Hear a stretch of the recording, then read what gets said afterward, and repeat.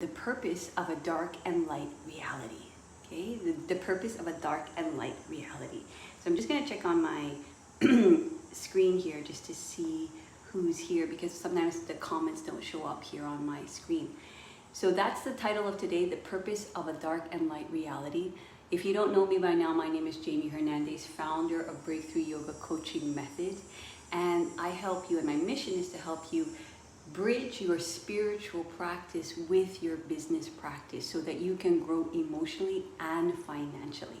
So today's topic is super interesting. And so one very interesting way of looking at what we can consider a dark and light reality is that as humans, we are living in what some of us may call a 3D reality, a reality where the sort of parameters here on earth are duality. It's a dualistic reality, meaning to say there's right, wrong, good, bad,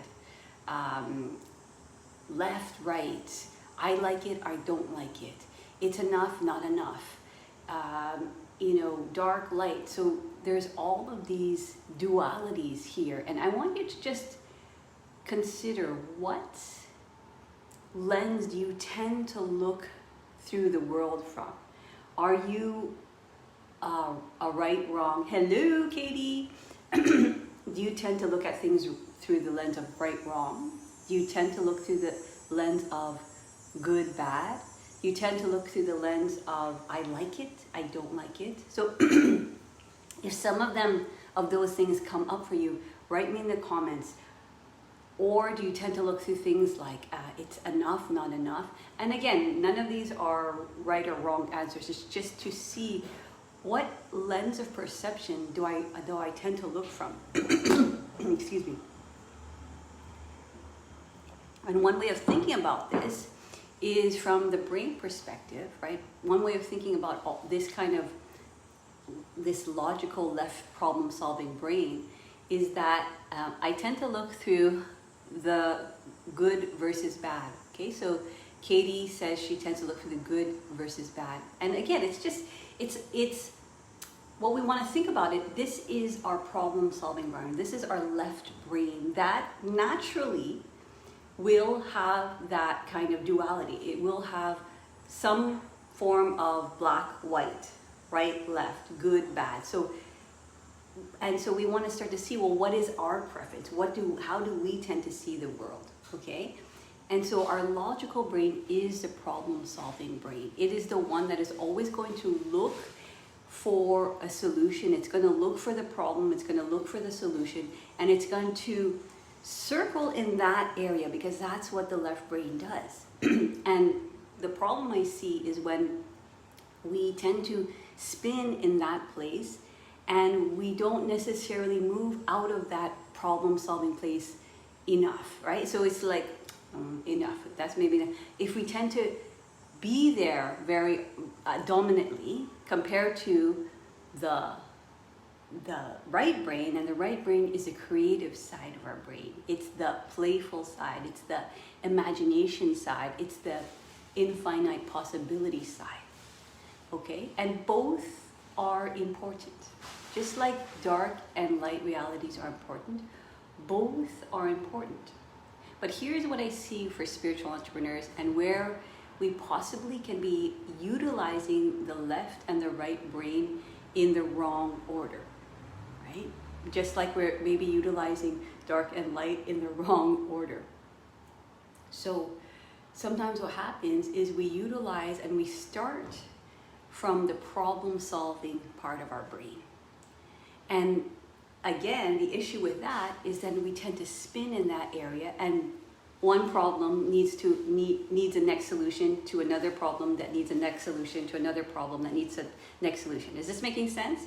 Right? So it can be very seductive, especially if you're a spiritual entrepreneur, because you'll feel like, okay, I'm getting somewhere, I'm doing something. But sometimes what it is really, it's just busy work, right? It's busy work. It's kind of like sometimes what you do as an entrepreneur is you maybe you have like priorities that you need to do. You need to like do X, Y, Z. And that's what I actually even recommend. If you have certain goals and you want to achieve them, those priorities need to be at the top of the list. But sometimes what we do is we go clean our bathroom, do this email, think of another strategy, maybe implement on another social media platform, and that's where you can see that. Oftentimes we'll be kind of doing all of this busy work where, especially for example on social media, where we want to go on all the platforms, and yet we haven't really seen if that actual solution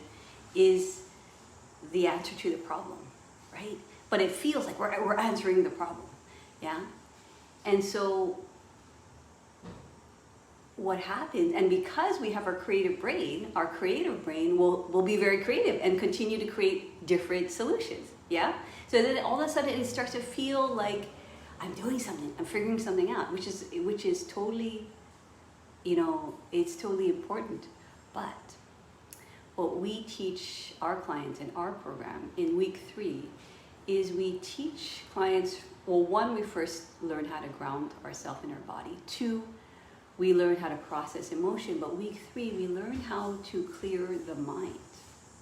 Because all of that kind of problem solving, especially if you tend to stay there, it starts to clutter the mind, and we sort of spin around it, and we constantly take action based on that, right? But if we come from a place where we start to clear the mind, and actually start to take action from that place, then we can start to utilize the problem-solving part of our brain, right? So if we're in this place, and the thing about this, and this is what you learn in meditation, is we learn how to quiet the mind, and then what starts to happen is that we start to get intuitive hits. We start to, what I call like our soul's summoning us. Our soul is whispering to us. It's saying, go do that. Turn left. Leave that person. Get a new, go travel there. Talk to that very important person that you're scared to talk to, right? And so one differentiator that you want to start to notice is that the problem-solving brain, it will take the most convoluted way to find the answer, and the creative side of your brain will just be like, go. That's the way intuition works. That's the way your heart works. It's like, yes, no. And it will be that simple. And so simple that, if we're so used to spinning in the left brain, it might say, okay, no, this is not for you anymore, right? And then if we're used to the problem-solving brain, it will then right away almost forget the simplicity of the answer that has come through that moment, very small moments of silence, and then it will start to problem solve. But what we teach our clients in our program is to constantly allow that part of ourselves to continue to have a space, to continue to expand, to continue just to be heard, right? And then we can start to problem solve from there. Then we can act from that place. But what happens is it's very scary, because the other thing that's a stark contrast between the left brain and the right brain is that the right brain is not necessarily going to be rational.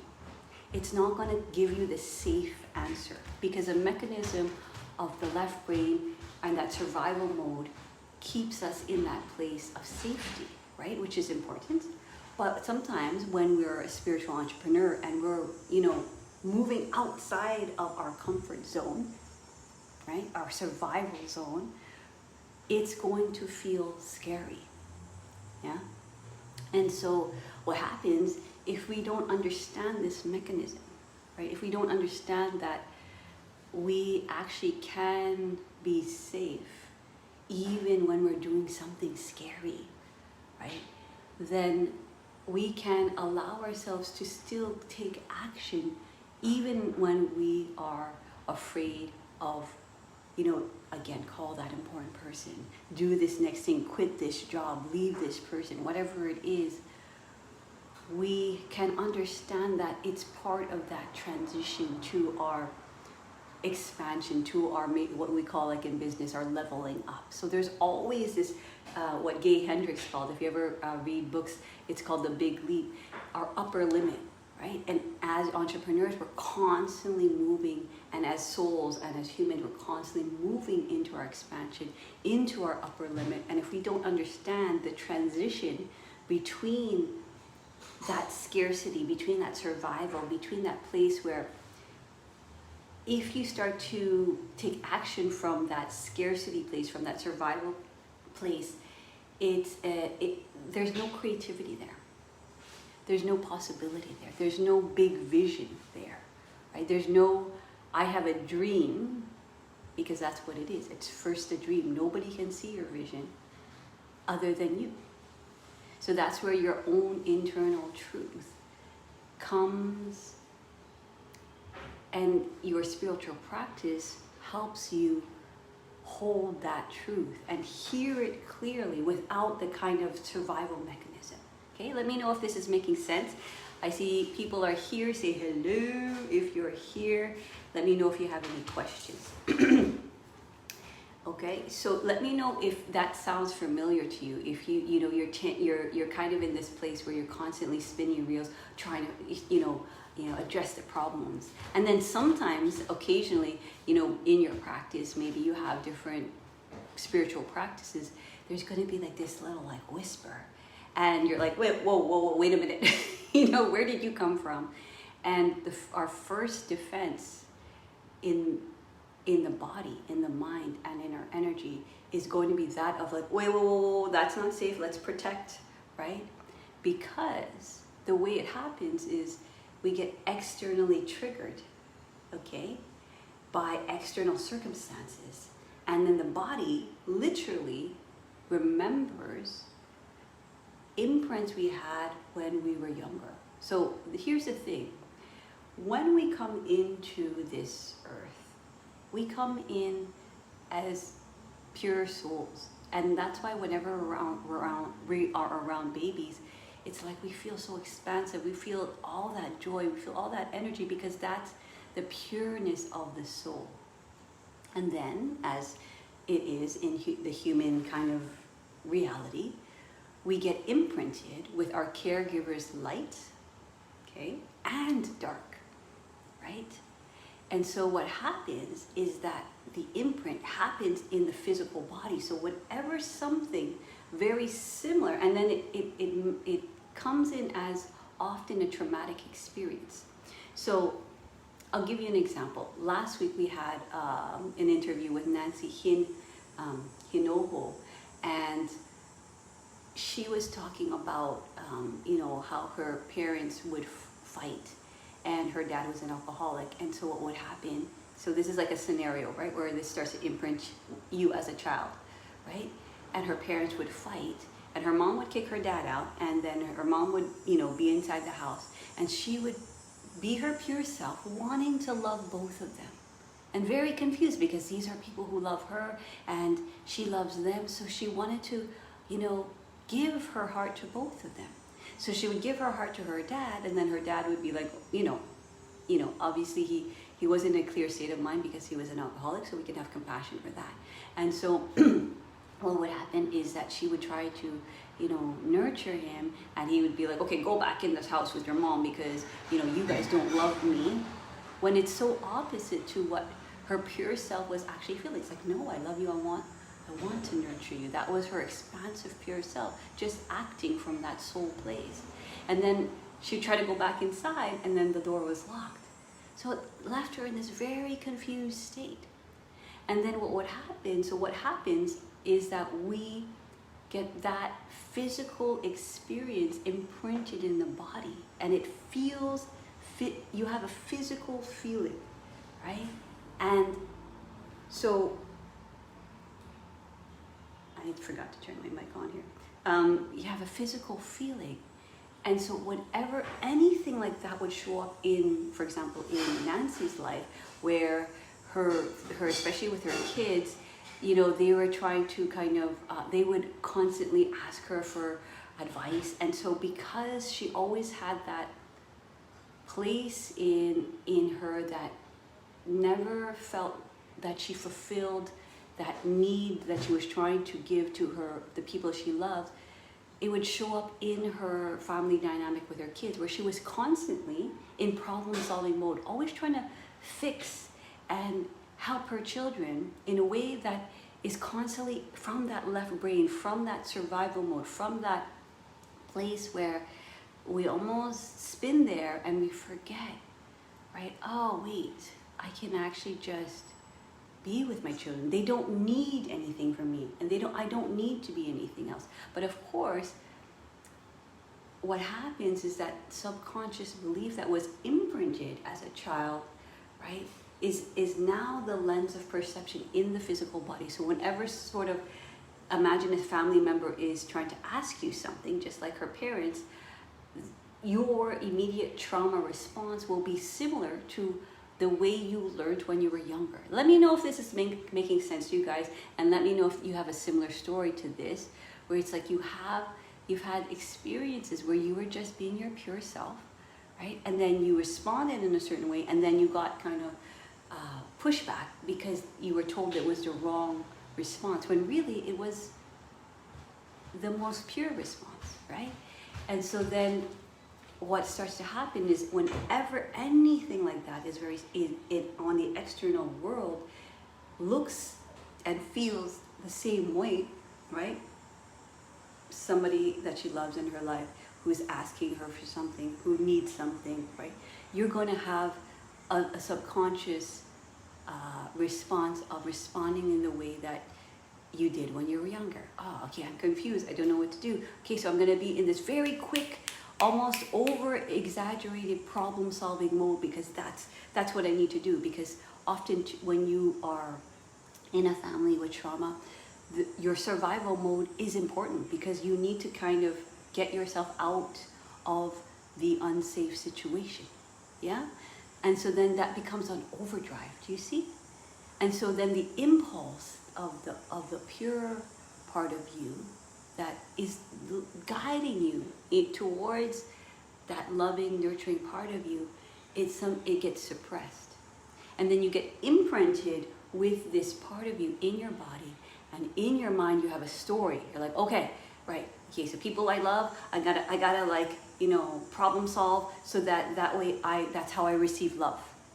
Okay, because of course both parents were emotionally unstable, and this is the story of humanity. Okay, so when I say this story, it's not like, oh my God, that's so specific. I also had an alcoholic father, and so I understand that part of us that constantly is like, ooh, okay, is he too drunk to drive? Is he going to be inappropriate right now? Is he going to say something that I need to kind of stay, safe, right? So then what happens is it becomes hypervigilant, yeah? And so the stories in your mind start to create like, okay, you start to create like, okay, if I don't fix this, then I won't get the love. And then from an energetic standpoint, let me know if you guys are following this, if any of this resonates for you. I'm going to see if anybody is responding here, because I've been having problems with comments, and I get annoyed when I see everybody's like been commenting while we were been going on. So anyway, I'm gonna not try to get too caught up with that. Okay. So, here, Katie says, I didn't have a space to be pure because of the volatile and toxic home environment I lived in. So I ran away, took refuge in my hiding places most of the time.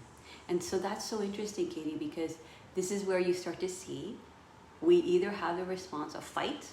So maybe, some people fight. That's why sometimes you see kids when they come to school and they're very aggressive. That's what's happening at home. There's a lot of fighting, right? Physical fighting.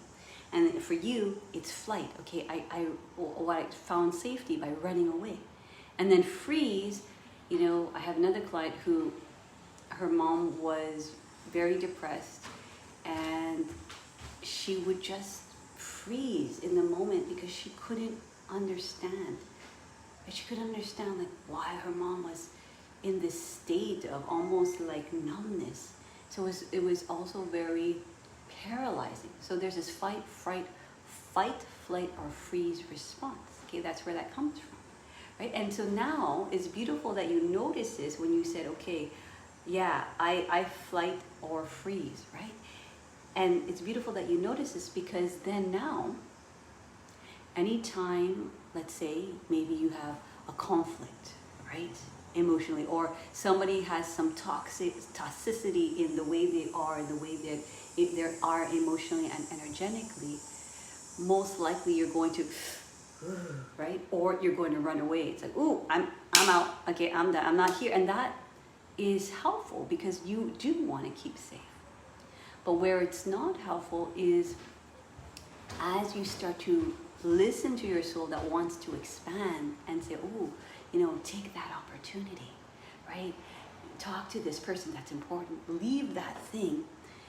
Those old imprints are like 98% that's driving the bus will constantly say, whoa, wait, let's make sure we're safe. And so in our program, that's why we start with addressing those deep core wounds, addressing that trauma, because when we do that, when we clear the body, when we clear our energy, then we can implement business strategy. Because otherwise, if we're implementing business strategy from that wounded place, anytime we up level, anytime there's an opportunity, anytime there's an opportunity to expand into our pure self and our eternal self, like we were when we were born, there's something in us, something imprinted in the body, in the mind, and in the energy. It's like, wait, let's contract, wait a minute, ooh, wait, ooh, right? Do you guys see that? Right? So if we understand now the way this works, the mechanism of the way this works, now we can relearn, right, to trust that pure self. And that's what we do in our program. And that's why it's so powerful to have a coach by your side, because they were going to constantly remind you and give you strategies and tools to move through that contraction and allow yourself to, at your comfort level, okay, let me expand just a little more, and then play in that place where it's like, okay, ooh, like I'm going to put myself out there. I'm going to talk about my deep inner calling, because it wasn't safe before. But so now it's like, okay, now I can, what you learn, because the reality is there's always going to be dark and light. And so what you learn is you start to learn how to trust yourself even in the face of that contrasting stark toxicity, or what we call like trolls, or what we those haters, or whatever it is. All of that was a preparatory state to allow you to return back into your truth. Okay, let me know if this is making sense.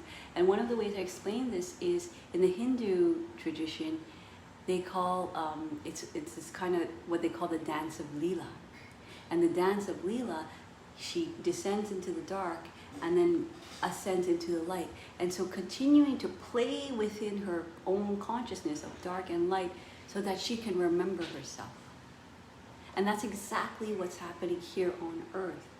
We are descending into, a collective dark night of the soul. So all of this stuff can emerge, and so that we can remember, wait a minute, I can still trust that pure self, because that pure self in the end does conquer. Because if you think about it, right, if you go in all the way going into the dark side, which sometimes we do, right, we spiral into that rabbit hole, and sometimes we need to go in there to really look around and like, what does this look like, what is this, right? But sometimes we forget, and we forget, and then we get caught there, right? And then we try to go from that hyper-vigilant problem-solving mode to get out, but it never really works, because that's purely from an intellectual level. So in our program, what we teach you is to clear that from what we call a 3-level clearing. Clear it in the body, because we live in a body, as much as in the spiritual, world, we talk about being one, being expansive, being eternal. We are an eternal being living, or at least a fragment of our soul living through this body right now, right? And so we get grounded in the body, we clear the body, then we experience life through our mind, the left brain and the right brain. And so we want a balance of that, right? We want the balance of that. And again, as I've been talking about, we want to utilize the way it works, that like right and left brain, by again putting that part of our, right brain back in charge, where it's like, ooh, that place of possibility, that place of creativity, that place of infinite possibility. Because the truth is, we live in an infinite world, even though we're experiencing a finite reality. Is that making sense at all for you guys? Let me know in the comments, right? So what starts to happen, because entrepreneurship, one of the fundamental things in entrepreneurship that you learn, and that's why I actually love the journey of entrepreneurship, because it's very much the journey of the soul. Because as an entrepreneur, to truly thrive, to truly expand, to truly feel abundant, you need to there needs to be an alignment of the soul, right? Because then there's not the soul constantly summoning you, say, yeah, that's great, but who, go over there, right? And the soul's constantly doing that with you, so you're always on the right path. But what happens is, if we don't let that part of ourselves come back in, that pure part of ourselves, and establish consistent practices to allow that part of ourselves to have a voice, to have a seat at the table, and have the dark part of ourselves have a seat at the table, our rage, our despair, our fear, our paralyzation, our desperation, all of that, right? And so the light and dark can both have a seat at the table and both receive what they need, because it is part of our reality. Right? When we can come to that place where we allow the light to hold the dark versus the dark to hold the light, right? Because sometimes we get into that place where it's, oh my gosh, the world is ending, people are effing crazy, oh gosh, we need, and this is the problem solving brain, and it almost goes into this catastrophic thinking, oh my gosh, we need like a savior, but the savior, ultimately what the practice is teaching us, is you're going to find refuge in that inner truth. And as you do, right, it's like there's a kind of a calming that starts to happen in the nervous system, because the body doesn't lie. It's always going to tell you kind of the purpose of experiencing all of this kind of darkness and fear and disparity. Is just the body saying, okay, there's that, but this is not necessarily the feeling that we want to abide in. Yeah? So in our program, what happens is that we constantly put a mirror to that soul that's summoning you. And then from that place of expansion, then from that place of possibility, then from that place of infinite possibility, that's where we can really utilize the problem-solving brain. Yeah? Because the problem-solving brain is great. So, and in our program, that happens at week 4. So we start to clear our spiritual house, and then we start to, okay, what is the soul's purpose? What is your zone of genius? So then we start having real deal implementation business strategies that are simple, that help you get clarity and inject cash flow into your business. So we first start to, okay, what's the soul's purpose? And how do we distill that down in a way that, from a marketing perspective, and this is again where that contrast, I'm like, oh, I'm spiritual, but marketing, oh my gosh, they don't go together. But really, the way we teach marketing is you're simply just speaking from your truth. Not from that, okay, oh my gosh, I have to be on social media, so I have to posture, and I have to be this perfect like yogi, and I have to look so like pure or whatever. Yes, you are a pure being, but pure beings have all of it and are able to allow everything in our experience to have a seat at the table. So it's not about shunning the dark and never touching it and, you know, having it go away forever and healing it, because that's the other thing that happens, especially with a lot of clients we work with. They almost get stuck in that problem solving mode and also what I call a healing loop. So it's like this never ending journey of healing, because that problem solving is so vigilant that it's constantly trying to heal itself. But then what happens is that you never start to allocate that energy into your big vision. It's too stuck here. It's too stuck here, right? And then it doesn't get grounded and reallocated into the body so that the body can function from a more calm place. Not from that fight, flight, or freeze place, but from that, like, you know, that relaxed place. Because relaxation is the foundation of where those thoughts from the soul kind of come in, when we can finally give ourselves a moment to relax. And so what happens is that we, in the program, we constantly are a mirror to the truth that is what you're envisioning.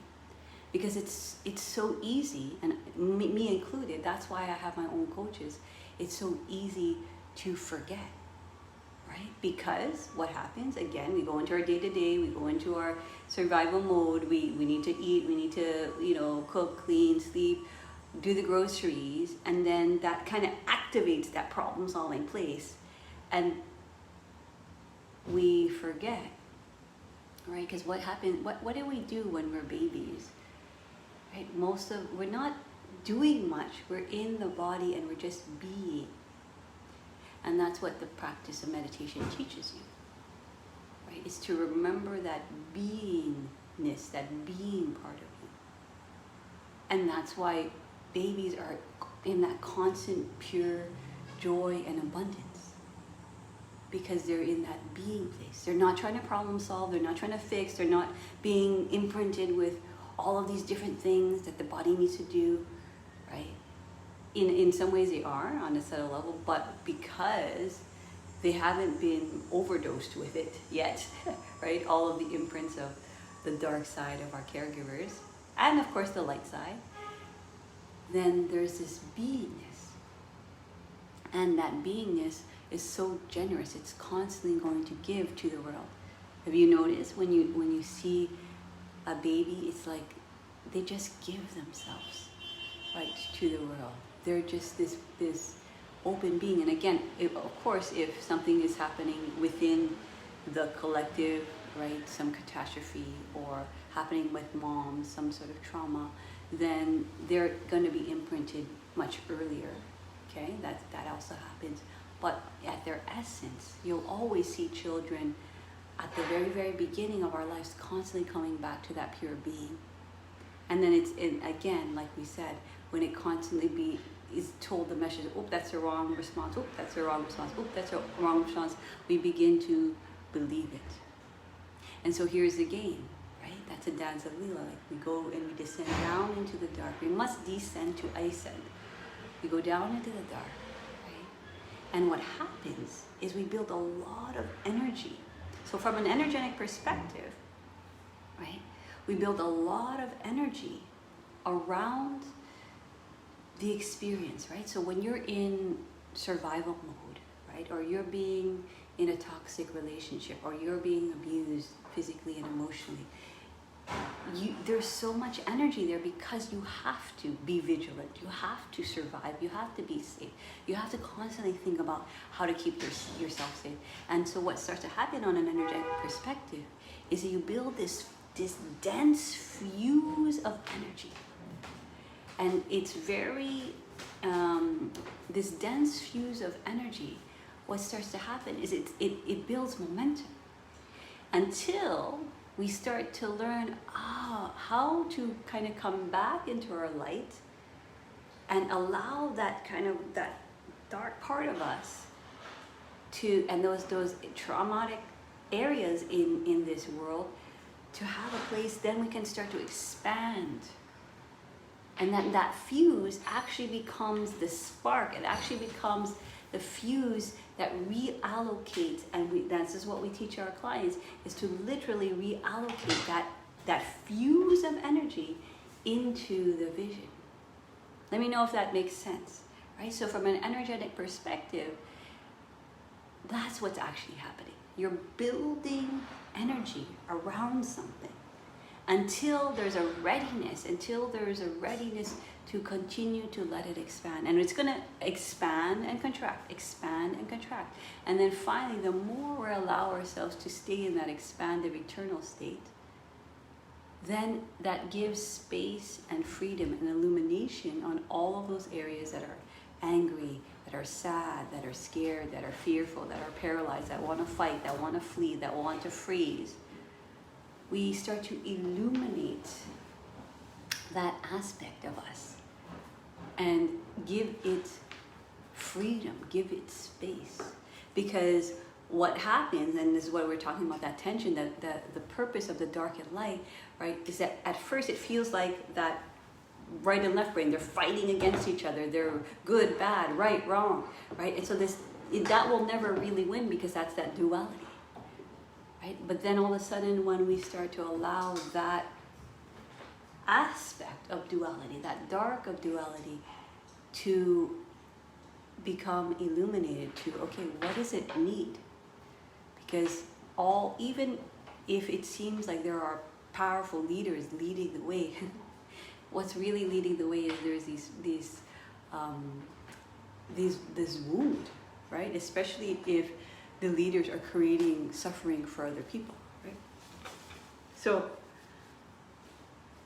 and it's not to say that we condone it, or but we can now come from that place of understanding, because the left brain always needs a place of understanding, yeah, a place where we can give it what it needs, yeah, and then the soul also needs a space, right? So there's a purpose for that light and dark. Okay, so I want to end with a meditation, and just let me know.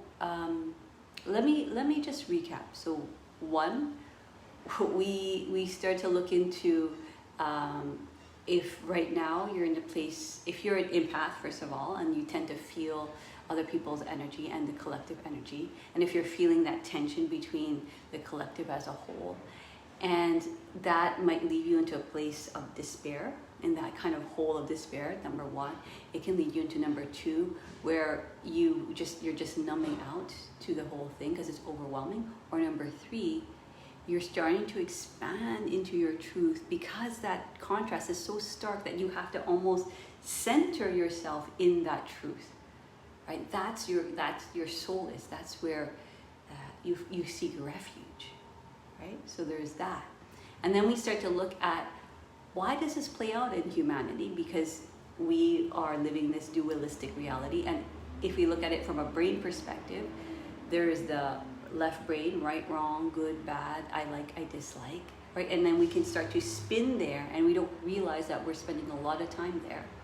We looked at the creative side of the brain, which is that place that is playful, that place that's imaginative, that place that's creativity.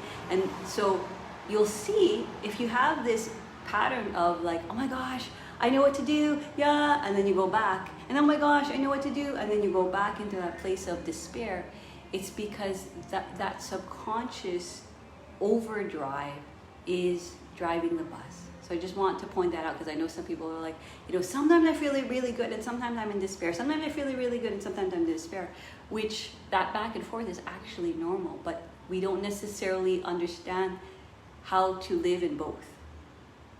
Okay, and then we start talking about how this starts to imprint in the body, how it starts to imprint in the mind, how it starts to imprint in energy in those childhood experiences usually, because again, we come in from that place where we come from that pure self, where we act from that pure self.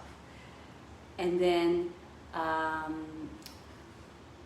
started to talk to you about just once we do all of that clearing, right, of the spiritual house, then that's where we can implement business strategies. Otherwise, all of that is always going to drive the bus.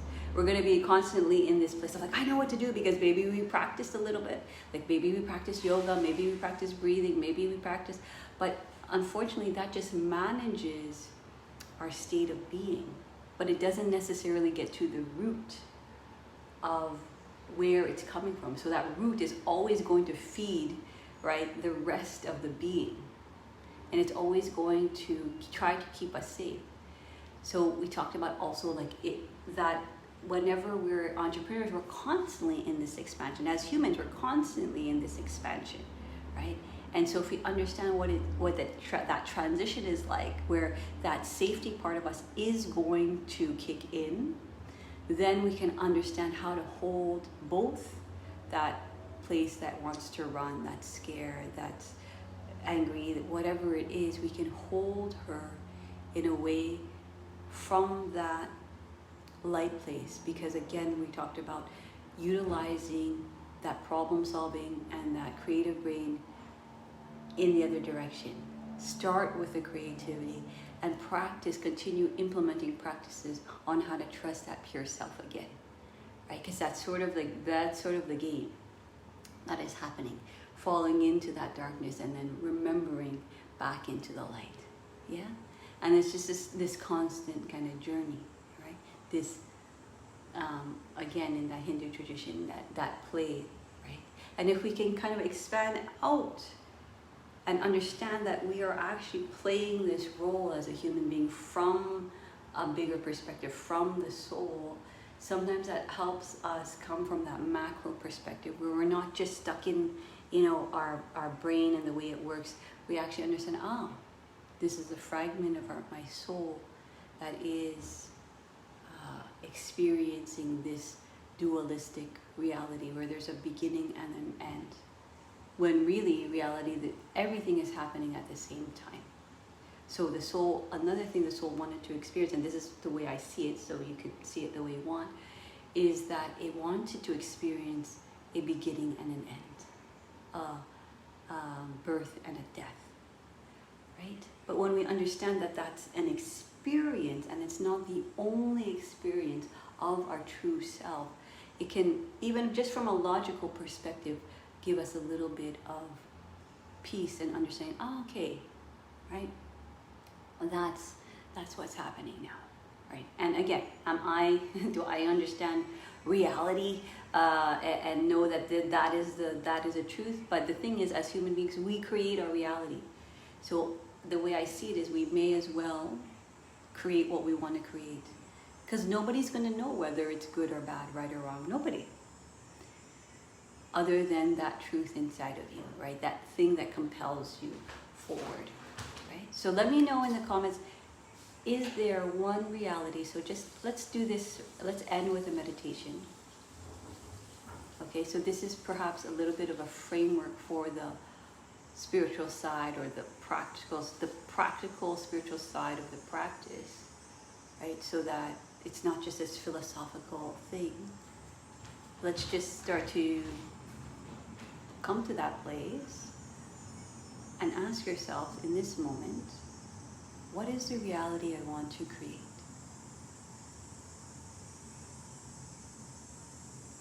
And just simply receive. And whatever that is, just write that down, because again, that's the of your soul. And notice notice if the problem solving the brain is so loud that it won't even let that part in. Okay? And then ask yourself, well, what does that look like? So just see it. What does it feel like? So if you can't see it, just feel. What does it feel like? What kind of reality do I want to experience? And then ask yourself, why? Okay? Breathe in, breathe out. Okay, so for some of us, especially if you have practice, this might have come naturally. For some of us who haven't established that practice, that part of you, that survival part of you, may not even allow any of the answers to come in. And that's how you see how dominant that part of us can be where it's like we're not relaxed enough to, our nervous system is not in that place where it can receive. Because when your nervous system gets out of the fight, flight, or freeze, then it's in a place of receiving. So the answers don't feel so threatening. We actually like, oh, okay. Ooh, wow. And we can allow ourselves to, play a little more in that creativity, in that imagination, in that possibility, right? From that macro perspective, that we're dancing in that Leela.